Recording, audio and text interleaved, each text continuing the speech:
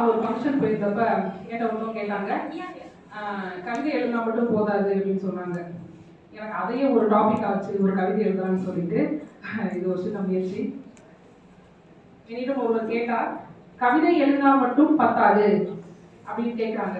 அதுக்கு என்னோட கவிதையோட பதில் வந்து, அதனால் என்ன பெரிய விளைவு ஏற்பட போகிறது என்பது அவர் என்னை நோக்கிய கேள்வி. ஆனால் நான் வந்து கூறிய வாழ் போன்றவர். அவரிடம் இப்படி ஒரு கேள்வி எழும் என்றால் என்னிடம் அதை விட வலிமையான பதில் கூறும் ஆற்றல் உண்டு. அதை இங்கே கவிதையாக வடித்து சொல்ல உங்கள் முன். அவர் அதாவது பீரங்கிகளையும் AK-47 ரக துப்பாக்கிகளையும் வைத்திருக்கக்கூடியவர்கள் தான் போராளிகளாக இருக்க வேண்டும் என்பதல்ல. பீரங்கிகளையும் AK-47 ரக துப்பாக்கிகளையும் வைத்திருக்கக்கூடியவர்கள் தான் போராளிகளாக இருக்க வேண்டும் என்பதல்ல. சமூகத்தில் மாற்றம் காண முயலக்கூடிய சராசரி குடிமகளாக நான் ஏந்தும் முதல் ஆயுதம் அது பேனா முனையாக கூட இருக்கலாம். ஏன் அப்படி பார்த்தால் பாரதி கூட ஒரு போராளி தானே. தன் கவிதைகளால் செயல்படாது கிடந்த மனித மனங்களில் புரட்சி வேள்வி நடத்தவில்லையா? இந்திய குடிமக்களின் ரத்தங்களில் புரட்சி கொடி ஏற்றவில்லையா? தன் போர் குணத்தால் புரட்சிகளை எழுத்துக்களில் விளைவித்த போராளிகள் இங்கே எத்தனை பேர்?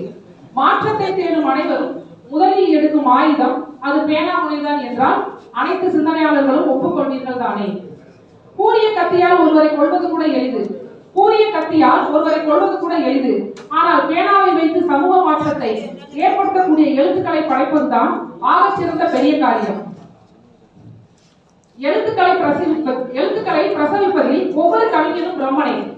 சொற்களின் அரசாங்கத்தில் கவிஞர்கள் அனைவரும் முதல்வர்களே.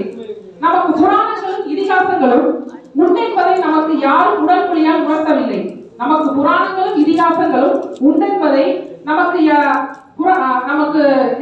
மொழியால் உணர்த்தவில்லை. மாறாக ஏற்கனவே எழுதப்பட்ட குறிப்புகளால் மட்டுமே நாம் உணர்ந்து தெளிந்தோம். உலகின் எல்லா புரட்சிகளிலும் மாற்றம் நோக்கிய பயணங்களிலும் எல்லா முன்னெடுப்புகளையும் செய்து காட்டியது எழுத்தாளர்கள் தானே. உலகின் எல்லா புரட்சிகளிலும் மாற்றம் நோக்கிய பயணங்களிலும் எல்லா முன்னெடுப்புகளையும் செய்து காட்டியது எழுத்தாளர்கள் தானே.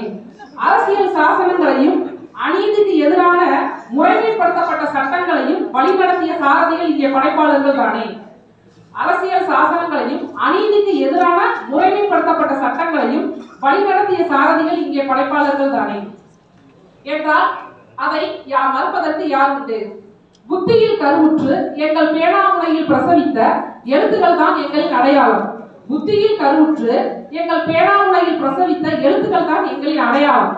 ஒரு நாட்டின் வரலாற்றில் மொழியினது அலைகளை கம்பீரமாக பதிவு செய்யும் பொறுப்பு அந்நாட்டின் படைப்பாளர்கள் சார்ந்ததுதானே.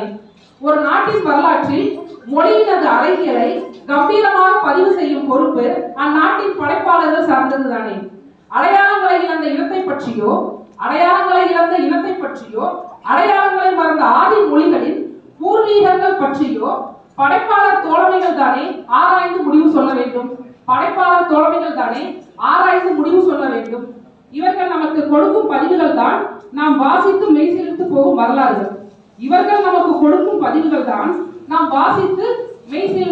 வரலாறு. அனைவருக்கும் நன்றி.